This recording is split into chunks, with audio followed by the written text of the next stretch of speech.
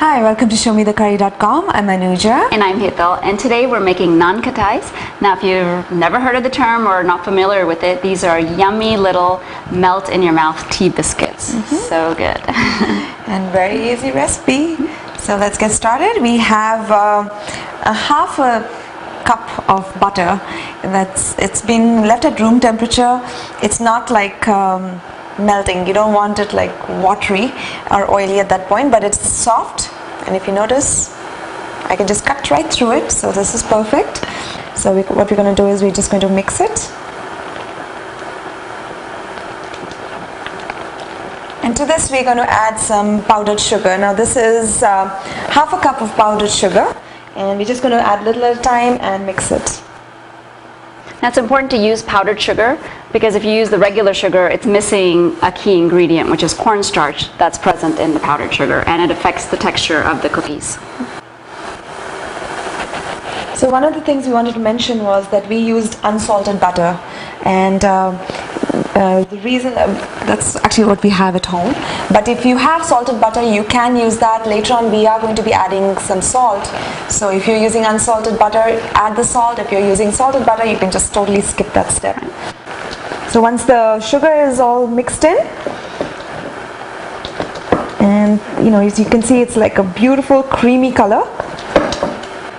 And to this I'll add 1/4 teaspoon of nutmeg and 1/4 teaspoon of cardamom powder. Now if you like a very strong flavor, you can add additional. The other thing about nutmeg is this is one of those spices that we don't use a lot of. So if you're going to buy nutmeg, if you don't have it at home, buy the whole variety like this. And whenever you need nutmeg, a recipe calls for it, just take a little grater and grate your own fresh nutmeg. If you buy the powdered nutmeg and it keeps on the shelf, it's one of the spices that loses its freshness the fastest. So definitely buy the whole ones and grate your own when you need it. Alright, this is mixed in. So here we have 1 cup of Maida, or all-purpose flour, and to this we're going to add 1/4 teaspoon of baking powder and 1/8 teaspoon of salt. Now this is a little sieve, so we're going to sieve this all together so the baking powder and the salt mixes really well with the flour, and it kind of airs the flour out as well.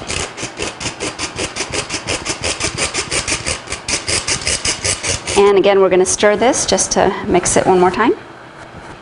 And we'll add the flour to our creamed sugar mixture a little bit at a time.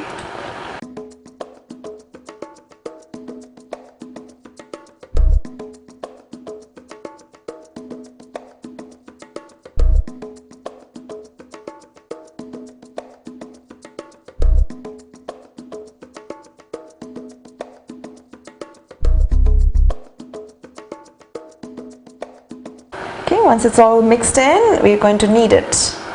And you will have to use your Old Faithfuls at this point, your hands. Okay, and just make it into a ball. And it's very soft, that's the whole beauty of this. It's very soft. It's a lot softer than your regular atta, and it's of course butter in there, so a lot of goodness. So just going to form a nice ball, wrap it in a saran wrap, and just let it rest for 20 minutes. So we do have salt and a couple of the spices in there, so it's important for this dough. I know you guys are in a hurry, but it's important for this to rest just so all the flavors kind of mix together really well. And a little bit into our 20 minutes, we're going to go ahead and preheat our oven to 300 degrees Fahrenheit, and then we'll bake these. So it's been 20 minutes. The dough has rested. The oven is ready at 300 degrees Fahrenheit. And we're going to open it up and just give it one more knead. And we have a baking sheet over here, or a tray, and we have just put silpat in it, but of course you can line it with either parchment paper, wax paper, or with your foil. And just kind of course parchment paper you don't need to even oil or anything, but other stuff you'll have to kind of grease it a little bit. Okay, so we're going to divide these into small balls. Now this amount of dough will make approximately 12 to 15 little bite size Nan Khatais. It all depends on how big you like them, but you kind of want to keep them a nice bite size. So probably no more than, no less than 12. Yeah. So let's divide these out. So we divided our dough into 12 equal portions, and Anuja's been diligently rolling. So sweet. Pat on my back, please. And she's made sure that there's no cracks, and that's really, really important because that small little crack, once it bakes, opens up really wide. So you want to make sure there's no cracks in there. Okay, these look pretty. I've made sure that there is some distance between all the cookies or the Nan Khatais, because they are going to spread a little bit, and you want them to have even cooking from all sides. So do not crowd them up. If you need, get another pan. This is, of course, a little bit. You can bring it a little closer, but just to give you an idea, make sure there is enough distance. And we're keeping them round because originally Nan Khatais have got a little dome shape. So this way the bottom will be flat and it'll be kind of like a dome shape, but of course you can make them a little flatter if you like. But this is done. And I have a tablespoon of chopped pistachio nuts. Now you can use any kind of nuts that you like, but we're using pistachios because they're really beautiful green and they look really pretty, offsetting the color on the Nan Khatais. Right. So we'll take a few pieces and just press them into the top. And make sure you press a little bit so that it actually indents into the cookie. So again, our oven is preheated at 300 degrees Fahrenheit, and that seems like a little lower temperature, but the key to these yummy cookies is that they're white in color, they're not brown. So you want them to cook all the way through without really browning a lot. Only the bottom should be a light golden brown. So keep it at low temperature, and we're going to cook them for anywhere from 22 to 25 minutes depending on your oven. Yes.